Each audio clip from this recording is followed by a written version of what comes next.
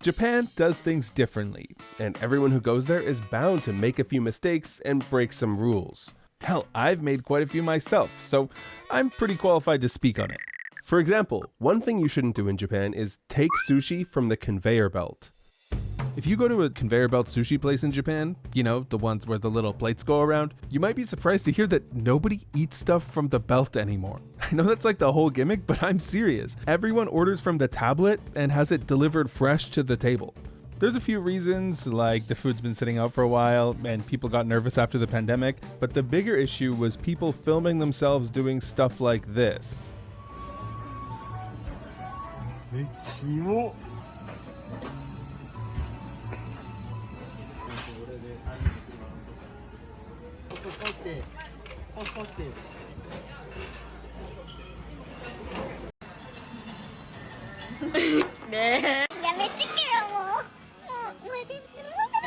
This kid single-handedly destroyed millions of dollars in shareholder value for the company and was subsequently sued for like $450,000. His family ended up settling out of court. So yeah, because of that kind of stuff, a lot of conveyor belt sushi places ended up stopping having stuff rotate around at all. And now they make a big deal about sanitizing all of their soy sauce and stuff between each new customer. And you know, even the places that still do have conveyor belts have added cameras to make sure that people don't do anything funny. But most people nowadays just use the lane to preview items before they order them on the tablet. So next time you're out for sushi in Japan, you probably should too. Next up, let's talk about tipping. Okay, I'm sure someone's told you this before, but you're not supposed to tip in Japan. I mean, everyone's heard the story of someone tipping and walking out, and all of a sudden your server's chasing you down the street to return the money you left.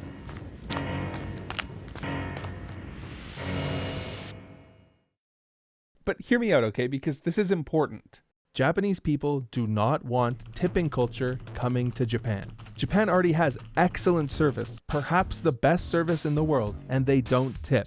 You tipping implies that the good service they gave you wasn't already included in the price, which it was.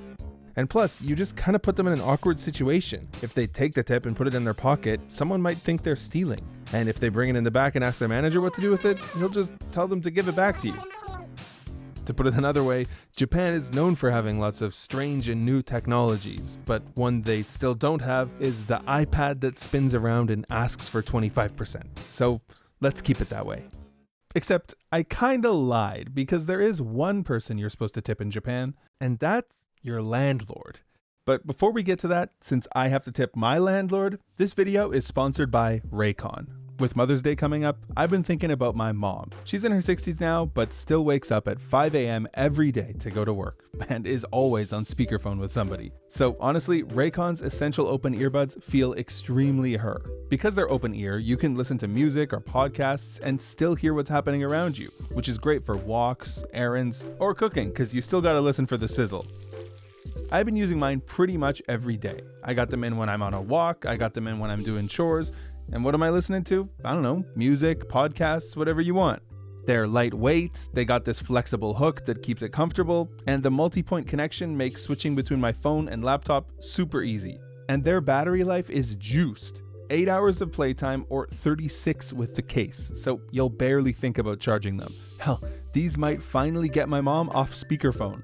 Celebrate the moms in your life. Click the link in the description or go to buyraycon.com/JapanAnalysisOpen to get 15% off the essential open earbuds. Thanks to Raycon for sponsoring today's video. So about that tipping your landlord stuff, it's actually true. Anyone who's moved to Japan will tell you that renting an apartment is a hassle. First off, a lot of places won't rent to foreigners at all. They can't explicitly write this, but they can just reject anyone who applies with a foreign name. This is so ubiquitous that places that do accept foreigners will write "foreigners allowed" on the listing as a selling point. I'm sure tons of people in the comments will have stories about trying to rent in Japan. But anyways, once you do find a place, you'll have to pay some fees. Most of which you're already familiar with, but some of which will be new to you. So you got your deposits, insurance, lock change fee, you got to pay some commission to the agency, and of course your monthly rent. But there's one more thing you have to pay, and that is called your reikin. In English, this is often just simplified to key money, but that's not a great translation. A more literal translation would be thank you money. And there are a few theories as to its origin, but the most common is that after this massive earthquake in 1923, housing was so scarce that just to get an apartment, you had to give the landlord some extra money as a gift for letting you move in. And somehow, 100 years later, despite housing being much more available nowadays, around half of Japanese rentals still require thank you money to move in. The most common amount paid is 1 month's rent. But at least tipping your landlord does seem to be going away, albeit slowly. Don't make edgy jokes in Japan. This is a big cultural difference. Japanese people generally don't joke about war, tragedies, death, those kind of historical events, so while you're in Japan, you probably shouldn't joke about them either, especially if you're not close friends with someone. And even if you are close friends with someone, it's not hard to accidentally overstep, which my friend Matt has a story about. Okay, so I had this Japanese friend who was living in Vancouver, and we were actually really good friends. We'd known each other for many years. At this time, there just happened to be a pretty strong tsunami going on in Japan, and so when we walked outside and we saw that, there had been strong wind blowing and the trash can had kind of toppled over with garbage all over the place, I said in, kind of like a lighthearted way, wow, that tsunami really must be pretty strong if it made it all the way over here to Canada. She basically completely flipped out. She was like, oh my God, that was so insensitive. How could you say something like that? That's not something you joke about. And yeah, this definitely caught me off guard because when you have a good friend back home, in America or Canada, it's pretty normal to make these edgy jokes. But yeah, this is definitely a lesson to learn that it doesn't work the same way in Japan. This kind of thing always comes to a head when online cultures collide. The biggest example was in 2023 during, believe it or not, Barbenheimer. People here saw the aesthetic of Barbie and Oppenheimer clashing, so they made memes about going to see them both in the same day.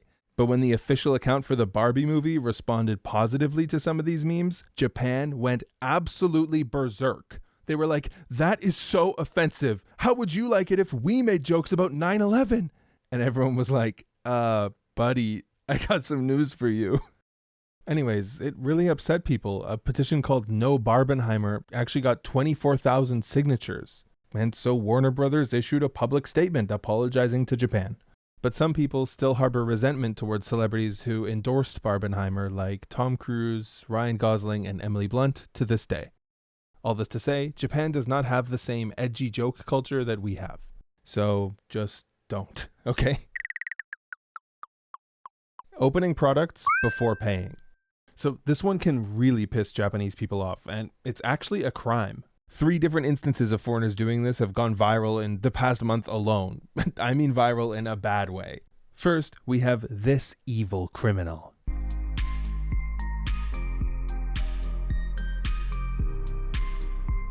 These outrageous foreigners can't follow our rules or manners, and all they do is commit crimes and steal, and our country is getting I wish all foreigners would disappear. Can we make it illegal to shoot these people on the spot?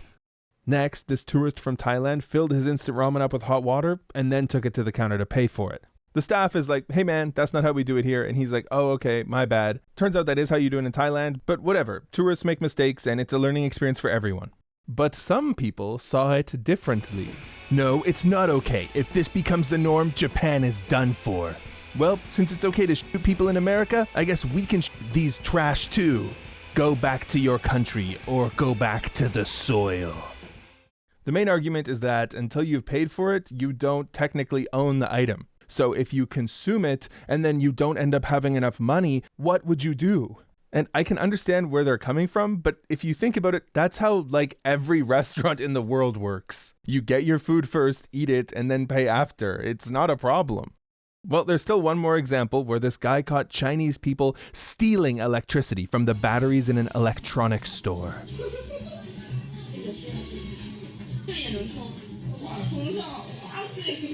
I snorted in disbelief. Chinese people are the world champions of being rotten. Japanese people have such an exceptionally high level of civility, we can't live with foreigners. Typical Chinese. They don't even consider that this is a serious crime. Electricity theft. And the funniest part of this story is that they don't even realize this video was not filmed in Japan. It was clearly filmed in China. Anyways, moral of the story, if you're ever trying to speedrun your shopping in Japan, just know that this particular sequence break is off limits.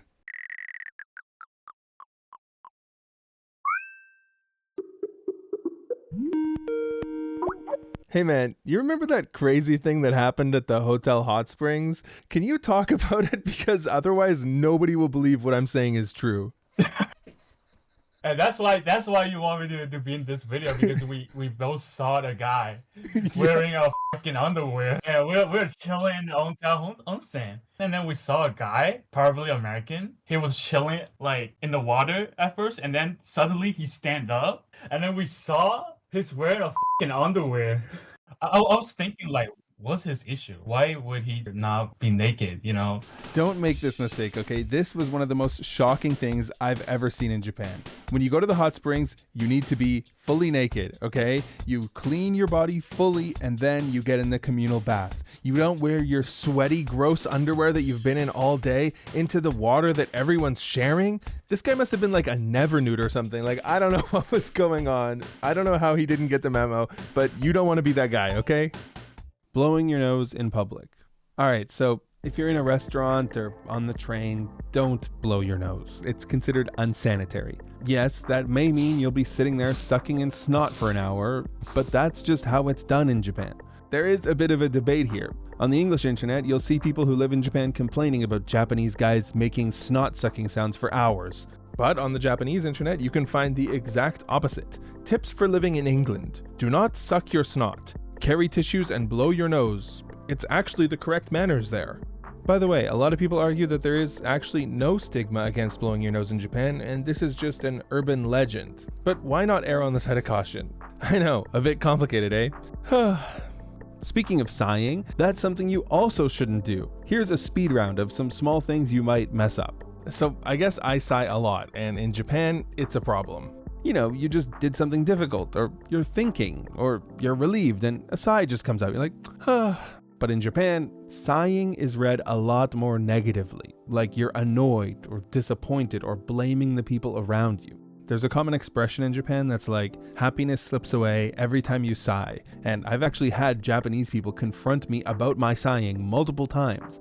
I guess you could say I'm just a sigher. Hello, sire. Eating while walking. So this one's quite debated nowadays, and personally, I haven't seen people care about it as much as they used to, but it is considered bad etiquette to eat while walking. In the past, in some other video I made, I said nobody cares anymore and you can just eat and walk if you want, but I actually got corrected by some Japanese viewers in my DM saying no, it's still rude to eat and walk. Some shopping streets will even have signs saying do not eat while walking here.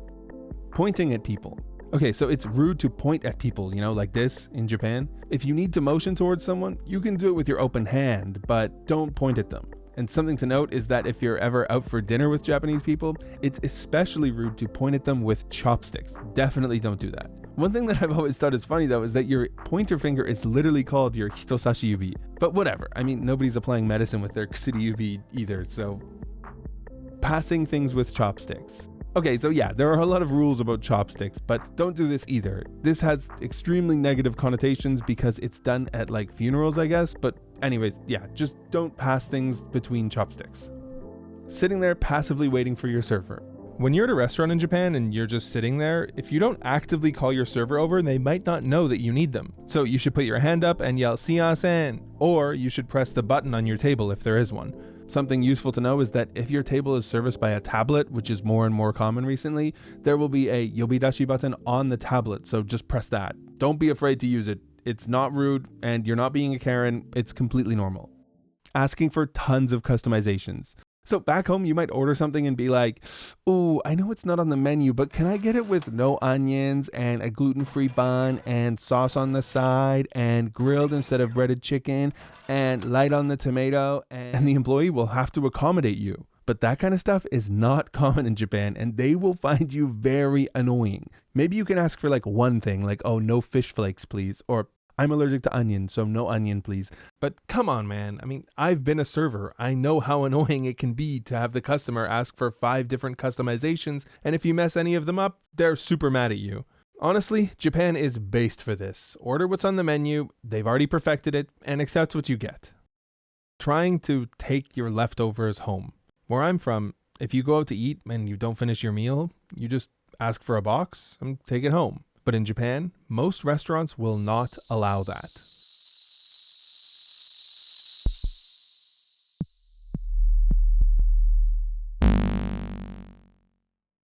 The reason you'll hear is food safety. Because the food has been sitting out on the table, if you take it home and get sick, the store could potentially be held legally liable. I couldn't actually find any examples of a restaurant being held legally liable, but restaurant owners are clearly afraid of it.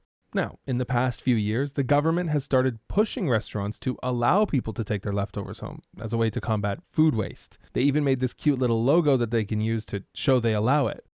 This whole situation reminds me of 3 years ago when Oregon finally started allowing people to pump their own gas. I don't know if you guys know about this, but apparently Oregonians thought that pumping gas was dangerous. Of course, once they actually tried it, everyone realized it wasn't dangerous at all. So more than any government intervention or cute logo, that's probably what it's going to take. Once people actually start taking their food home, they'll realize it's perfectly safe. Now, will that actually happen?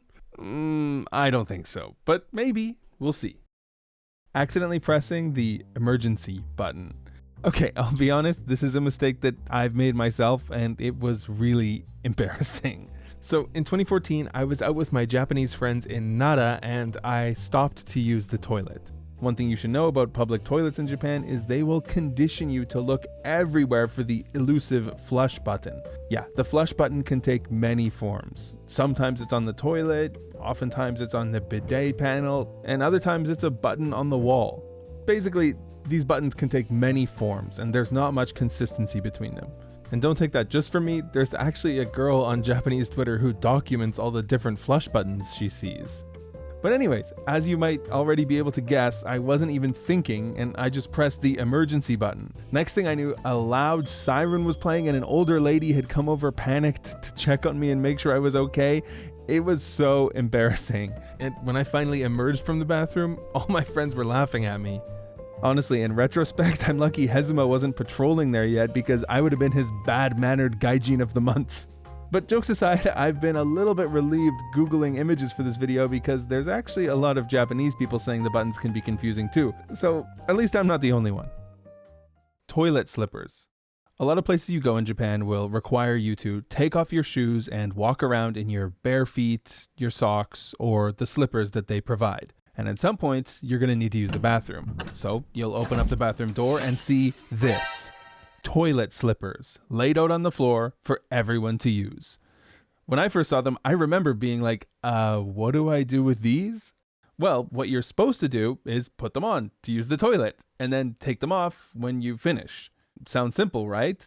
But I know that some people watching this are thinking, sharing a pair of communal shoes that other dudes have sweat in is kind of gross. But the alternative is walking around on the pee-stained bathroom floor with your socks on. So it is a real Sophie's choice. But the big mistake that foreigners make is forgetting to take these off and wearing them around the communal areas of the hotel or restaurant or whatever, spreading toilet juices all over the carpet floors. Sometimes it can be confusing because you're already wearing slippers and then you go to the bathroom, so you have to switch into the toilet slippers and leave your slippers outside, and then you have to remember to switch out of the bathroom slippers back into your slippers. And anyways, it's not a hard mistake to make. But you know, Japan is divided on the bathroom slippers too. While around 60% of people say toilet slippers are necessary for hygiene, in practice, over half of Japanese households don't actually use them anymore, saying the slippers just get dirty and the invention of the floor mat made them unnecessary. For me, the biggest problem is that these toilet slippers are always just way too small. I have huge feet, so I'm always just jamming my toes in and tiptoeing around the bathroom.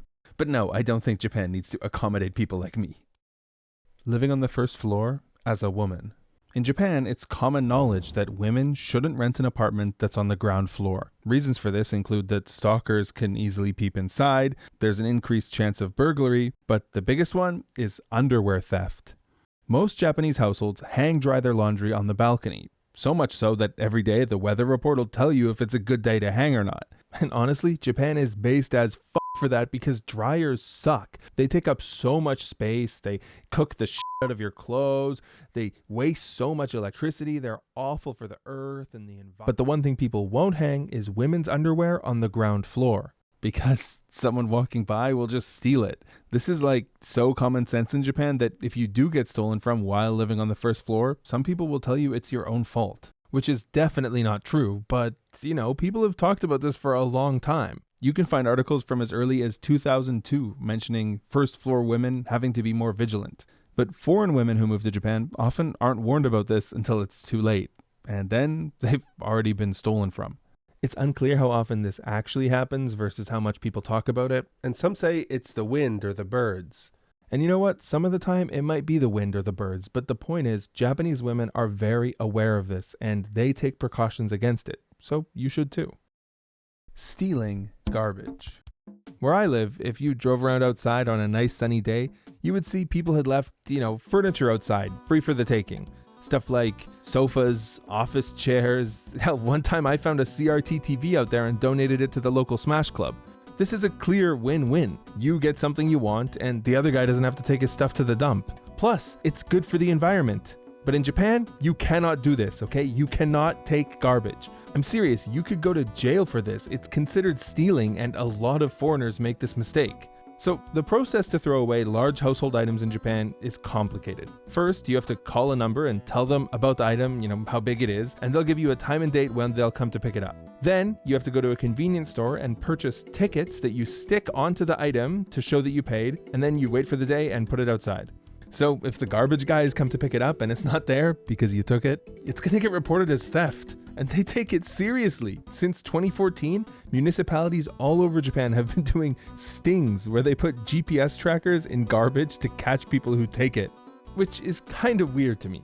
What feels strange to me is that the Japanese system clearly recognizes the value of reuse. Like, if you Google in Japan, dispose of large item, each government website will tell you to try giving it away for free online first. So there's a bit of odd tension because they're telling you to reuse things, but if it becomes garbage and someone takes it, then that's a crime. Anyways, to be safe, don't take people's garbage in Japan. I've still got a few more mistakes to talk about, including what you should not call these things, a rant about Japan's shoplifting laws, and some other stuff that I don't want to get into on YouTube. It's all in part 2, which is free on my Patreon. You don't need to pay, you don't need to log in, just click the link in the description and you can watch it. Thank you so much, guys, for watching, and thanks to all my patrons who make this stuff possible in the first place. By the way, I'm doing an Ask Me Anything. There's a channel in Discord where you can ask your questions. I'll see you there, or I'll see you in the next video. Thanks again.